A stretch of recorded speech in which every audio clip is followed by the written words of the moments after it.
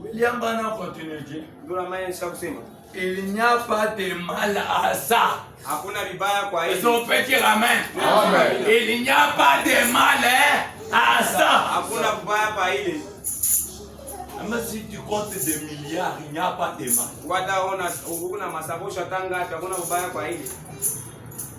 Je vous dis une autre chose. Si tu as l'argent, même si tu ne manges pas donc régulièrement, tu auras une bonne santé. Parce que tu connais que dans la poche il y a quelque chose. Si j'ai besoin de quoi que ce soit, mon argent doit tout faire. Qu'est-ce que tu auras faim ou soif à manger? On a pas frère qui n'est pas ma déboulé pour bouler à mon ena imeza yemo a china kintu apata tu kintu ataka aisha ashtayishi. Il faut avoir l'argent. Ce n'est pas mal. Et Dieu veut que vous ayez ces choses. Dieu veut que vous ayez ces choses. L'argent là, Dieu veut que vous ayez. Mangez bien, Dieu veut que vous ayez. Portez bien, Dieu veut que vous ayez.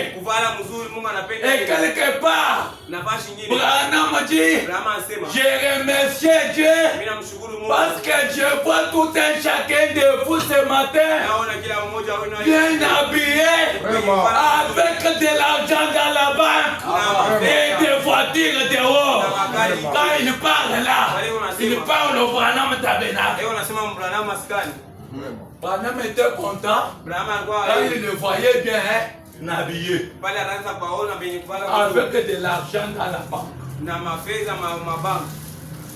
Ce n'est pas que j'invente ça, c'est Dieu qui parle. Nchi tuliwakata bangi kwapi pale pe kupanga tunaweka biloli nikupita tu ifo tuweka makuta mubank. Ce n'est pas mal. Écoutez quelque chose que la Bible dit dans Ecclésiaste 3, verset 1 jusqu'au verset 4. La Bible dit ceci. Est-ce que vous êtes là? La Bible dit, il y a un temps pour tout. Il y a un temps pour tout. Il y a un temps où on pouvait être pauvre. Et un temps où on doit être riche. Il y a un temps où on pouvait mal manger. Et un temps où on pouvait bien manger. Il y a un temps d'être malade et un temps d'être guéri. Tout ça, il y a un temps. Et la Bible dit, un temps pour toutes choses sous le ciel. Un temps pour naître et un temps pour mourir. Un temps pour planter et un temps pour arracher ce qui a été planté. Mais depuis que nous avons planté, on n'arrache pas. Il faut qu'on arrache aussi, non? C'est pas ça. Parce que quand on plante une semence, ça commence à pousser. Ça doit arriver à la maturité. En ce moment-là, on peut l'accueillir. Et on mangera cela. Tout ça, il y a un temps. Point 3. Un temps pour tuer et un temps pour guérir. Tuer là, c'est dans une autre sens. Ou bien malade comme ça. Un temps pour tuer, un temps pour être, un temps pour guérir. Un temps pour abattre et un temps pour bâtir. Vous comprenez ça?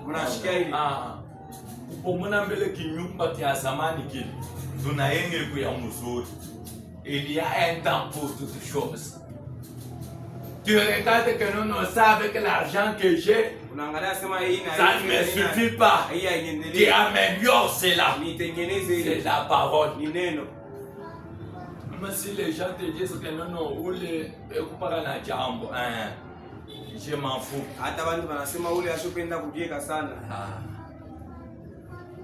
Verset 4, la Bible dit un temps pour pleurer et un temps pour rire. Un temps où l'homme peut pleurer. Pour lui, il voit, donc il n'a rien. Parfois, il commence à pleurer. Mais il y a un temps pour rire encore. C'est temps-là, moi, je demande à Dieu que cela soit cette année. On ne pleure pas cette année. Nous, qu'on puisse rire. Et la Bible dit un temps pour se lamenter et un temps pour danser. Un temps où les gens peuvent se lamenter pourquoi ceci et cela. Il y a encore un temps pour danser. Un temps pour être malade et un temps pour être guéri. Un temps pour être pauvre et un temps pour être béni. Maintenant, écoutez quelque chose que frère Branham dit. Branham dit ceci dans un sermon intitulé « Se revêtir de toutes les armes de Dieu ». C'est prêché le 7 juin 1962, au point 24 et 25. J'aimerais que vous puissiez être attentifs. Et Branham dit ceci. Eh bien, Dieu, vous savez, il est infini. Amen. Dieu lui est infini. Quand il vous promet quelque chose, il reste tenu à cela. Dieu n'est pas comme vous et moi. On peut se promettre, se faire des promesses, peut-être sans rien accomplir. Mais quand Dieu promet, lui il tient cela. Pourquoi? Parce qu'il est infini. Et Branham dit, voyez, il n'a pas à concevoir quelque chose de meilleur. Dieu a déjà des choses de meilleures. Dieu n'a pas à concevoir quelque chose de meilleur. Et Branham dit, il a directement le meilleur dès le départ. Depuis l'éternité, ton Dieu a les meilleures choses. C'est le meilleur là que je veux qu'il vous les donne ce matin. Pas les faux. On dit les meilleurs. Ça, vous comprenez ça? Quelque part, frère Branham dit, quand vous voyez un faux dollar, c'est ce qui montre qu'il y a un vrai dollar quelque part. Parce que s'il n'y avait pas les vrais, on ne peut pas produire le faux là.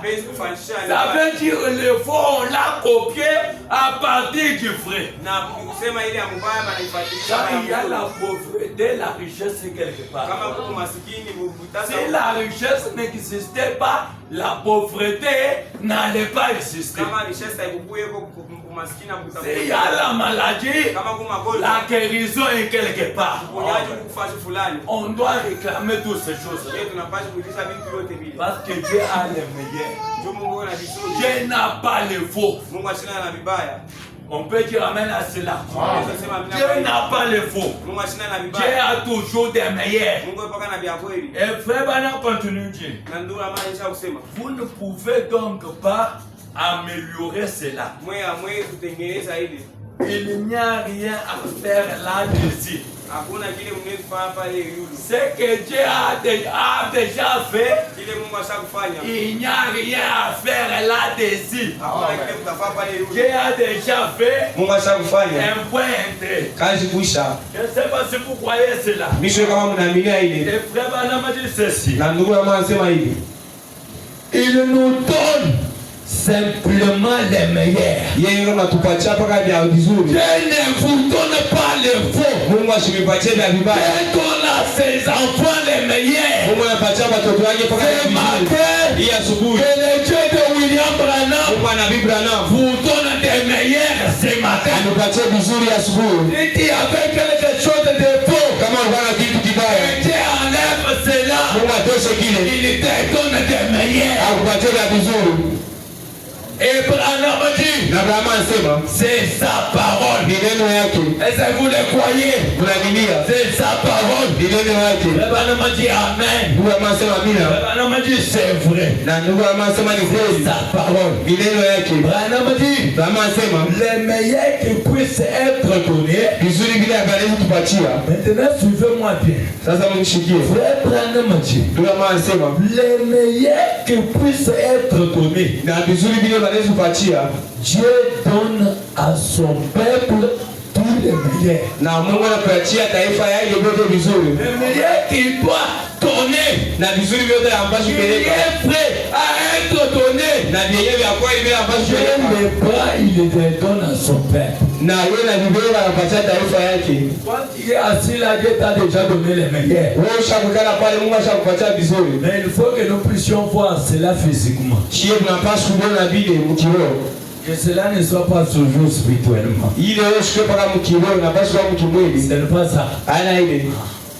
Et Branham dit, et c'est ce qu'il a choisi pour ses enfants. Dieu a choisi les meilleurs pour ses enfants. Pas les faux.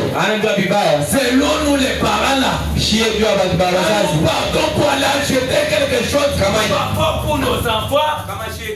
Vous savez ce qui se fait? Si tu choisis les habits, est-ce que tu peux choisir le faux? Tu dois choisir les meilleurs, non? Pourquoi? Parce que c'est pour ton enfant. Mais Dieu est notre Père. Dieu ne pouvait pas choisir le faux pour nous. Dieu a choisi les meilleurs pour nous. Et ce matin, que Dieu nous donne ces meilleurs là. Et frère Branham continue dire, le tout. Branham dit, tout meilleur. Que tout soit meilleur. Ce n'est pas ça. Que tout soit meilleur. La façon d'être meilleur. La façon de se comporter meilleur. La façon de s'habiller meilleur. La façon de marcher meilleur. La façon de manger meilleur. Et Branham dit, j'en suis très content. Je vois Dieu, notre Père, et le royaume dont nous sommes les délégués. Et Branham dit, il est infini. Lui, il est infini. Au point 25, toujours le même sermon là. Frère Branham dit ceci. Est-ce que vous êtes là? Branham dit, bon, ces nations continuent à construire, étudier, travailler, faire des recherches scientifiques et tout comme cela. Mais vous voyez, écoutez ce que Branham voulait nous faire comprendre. Mais vous voyez, Dieu étant infini, il connaît donc la fin dès le commencement. Amen. Dieu connaît la fin dès le commencement. Même quand nous sommes assis là, Dieu connaît ce qui peut nous arriver à 15 heures. Dieu connaît ce qui peut nous arriver demain. Pourquoi? Il est infini. C'est pourquoi il les connaît. Et Branham dit, et avant même que cela arrive, il sait comment. Tous les problèmes qui arrivent là, Dieu savait que ça allait arriver. Et il connaît que les problèmes ne doivent pas vous tuer. Est-ce que vous comprenez ça? Branham dit quelque part, même quand le diable vient, Dieu est toujours là. Maintenant, dis-moi. Asa niambie. Dieu est supérieur. Mungu kwa uwezo. Dieu est suprême. Mungu kwa uwezo. Est-ce que le diable peut ôter la vie de quelqu'un si Dieu n'a pas parlé? Shetani anaweza tosha buzima bwa mtu kama Mungu ashasema. Le diable obéit aussi Dieu. Si vous ne savez pas. Quand il pouvait dire à Dieu, non, non, Job, donc il t'aime parce que tu lui as donné beaucoup de biens. Et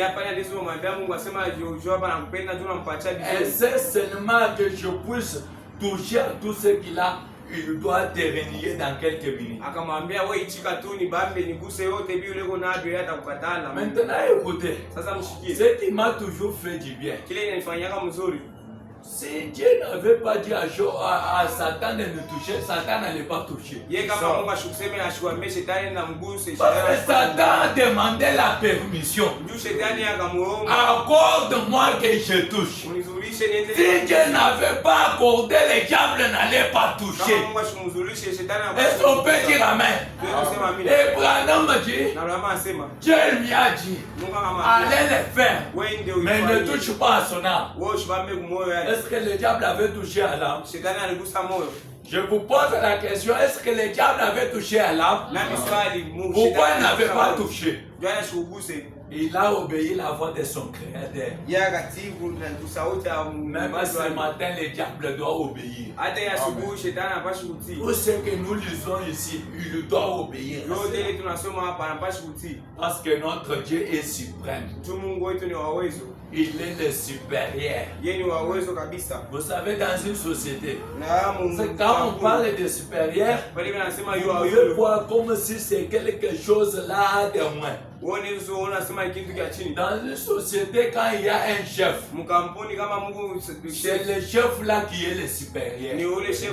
Maintenant, quand le chef part, tous les gens doivent lui obéir. Je ne sais pas si vous comprenez ça.